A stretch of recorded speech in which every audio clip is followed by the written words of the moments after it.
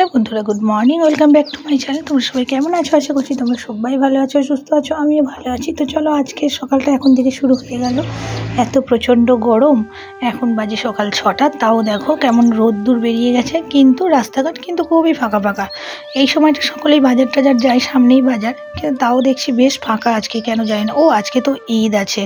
আর তো দেখো আমি জামা কাপড় কাচাকুচি করে, ওই যে দেখো জানলা দিয়ে সব মেলা আছে, জামা কাপড় কাচাকুচি করে আর বাসন টাসন মেজে জল টল ভরে এখন বাজে 9:15। আজকে অনেকটাই দেরি হয়ে গেছে। তোমার দাদাভাই গা ধুলো, আমি গা ধুলাম, তারপরে দেখো বিছানার চাদর চেঞ্জ করলাম। এই যে আজকে এই চাদরটা পেতেছি, আমার মেয়ের খুব পছন্দের চাদর এটা, যেহেতু নরম ওই জন্য ওর খুব পছন্দের।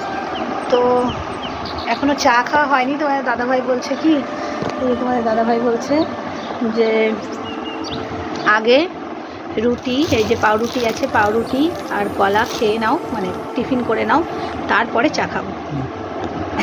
কত কলা কিনে এনেছে দেখো। তো যাই হোক, আগে রুটি আর কলাটা খুব টিফিনটা করে নিই, তারপরে চা খাবো। তো চলো, সারাদিন কী করছি তোমাদের সঙ্গে অবশ্যই শেয়ার করব। এখন থেকে আর প্রচণ্ড গরম পড়েছে, গরমে কাজ করতে পুরো হাঁসফাঁস হয়ে যাচ্ছি, মানে কি বলবো, সবারই তাই হচ্ছে, শুধু আমার একার না, তোমরাও সবাই একই রকম পরিস্থিতিতে বুঝতে পারছি। কিন্তু এখন একটু বৃষ্টির প্রয়োজন আছে, এতটা খারাপ অবস্থা কি বলবো। যাই, তোমাদের দাদাভাই তো টিফিন করে নিচ্ছে আর আমিও একটা রুটি খেয়ে নিচ্ছি, এরপর চাটাও খেয়ে নেব। এরপর তোমাদের দাদাভাই বাজার থেকে কী এনেছে সেটা দেখে নিই। চলো দেখো, ঠাকুরের পছন্দের বিছানার চাদরটা কেমন লাগছে তোমরা অবশ্যই কমেন্টে জানিও। অবশ্য অনেক দিনের এই চাদরটা, একদম কাচতে কাচতে এতটাই নরম হয়ে গেছে, একবার ছিঁড়েও গেছে, একবার সেলাইও করেছে, কিন্তু ঠাকুর বলেছে এটা একদমই ফেলবে না, ওইটাই পাতবে। মানে ও এতটাই নরম পছন্দ করে আর কি বিছানার চাদরটা। একটু খড়খড়ে হলে, নতুন চাদর আনলে ও পাততেই দেবে না, আগে ধুয়ে পরিষ্কার করে কয়েকদিন মানে নরম হলে তবে, পারলে 2-3 বার ধুয়ে নিলেই যেন ভালো হয়। আর এদিকে তোমাদের দাদাভাই ময়দা সিঙ্গাড়ার জন্য, ওই যে বাদাম শেষ হয়ে গেছিলো, বাদাম আর এখানে চিনি বাজারে গেছিলো, নিয়ে এসছে। চলো, আমাকে তো রান্নাঘরেও যেতে হবে, চলো যাই। একটু করে কাজ করছি আর এইভাবে ঘেমে যাচ্ছি, কী অবস্থা দেখেছো, ঘেমে স্নান হয়ে যাচ্ছে।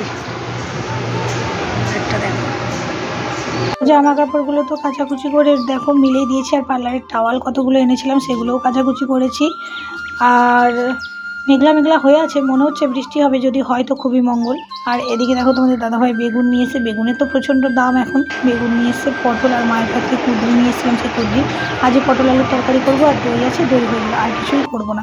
এদিকে ঠাকুর টিউশন থেকে এসে জল ভরছে, একটাও জল নেই, ফ্রিজে জলগুলো ভরতে হবে, কারণ জল সত্যি কথা বলতে ফ্রিজে জল রেখে মানে আমরা খুবই কম খাই ফ্রিজের জল, কিন্তু এইবার এত গরম পড়েছে যে ফ্রিজে জল না রাখলে কিন্তু সেই জলটা একদম আগুনের মতো গরম হয়ে যাচ্ছে।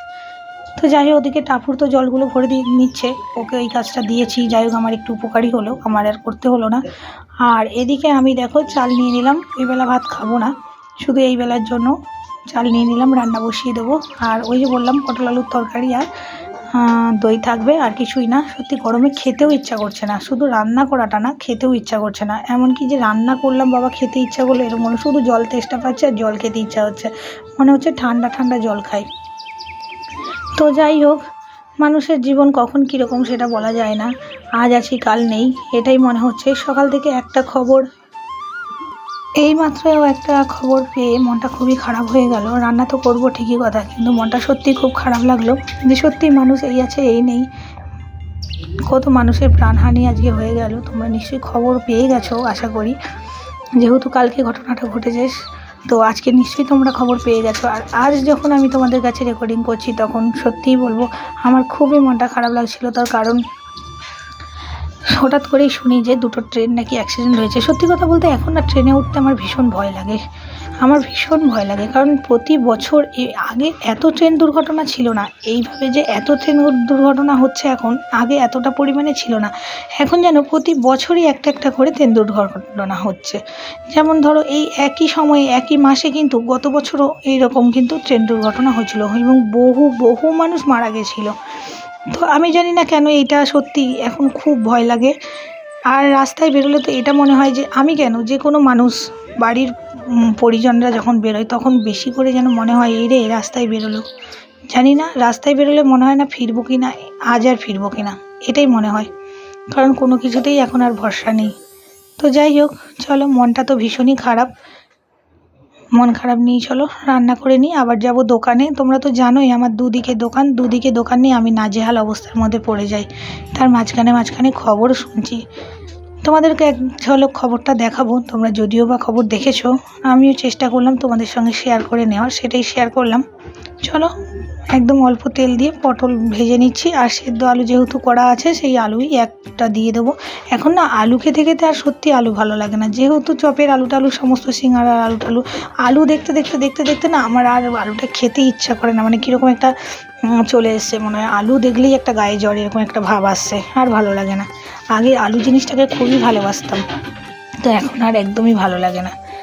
তো যাই হোক, চলো, এই গরমে কাজকর্ম করছি। এই মাসে একইভাবে দুবার ঘুরে আসলাম বাপের বাড়িতে, আবার কবে যাব আমি জানি না, আবার হয়তো বছর ঘুরে যাব। তো যাই হোক, চলো রান্নাটা সেরে নিই, এরপর যাব দোকানে।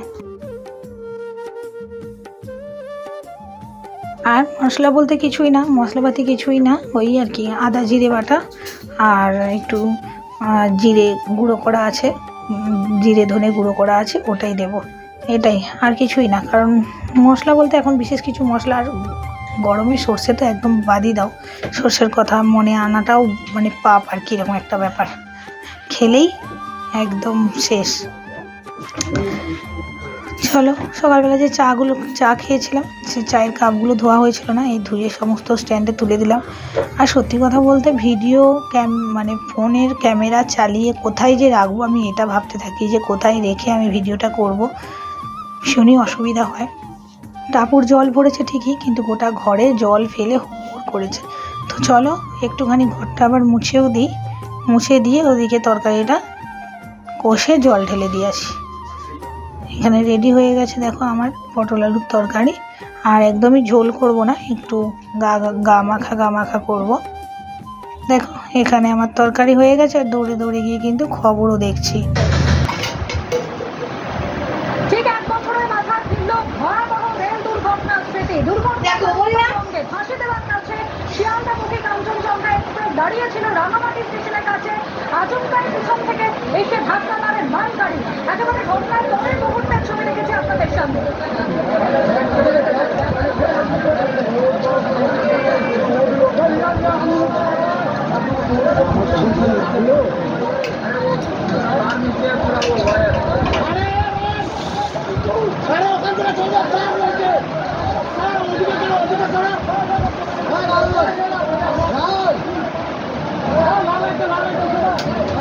তো যাই হোক, স্নান টান করে এলাম একটু দোকানে, আর দোকানে দেখো সাথী খাওয়া দাওয়া করে চলে এসছে, আর রিঙ্কু খেতে বসছে। আজ রিঙ্কু একাই খাবে, যেহেতু ওরা দুজনে খায়।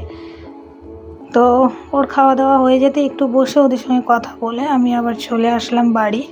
আর ওই যে বাড়িতে বললাম আজকে টক দই আর পটল আলুর তরকারি।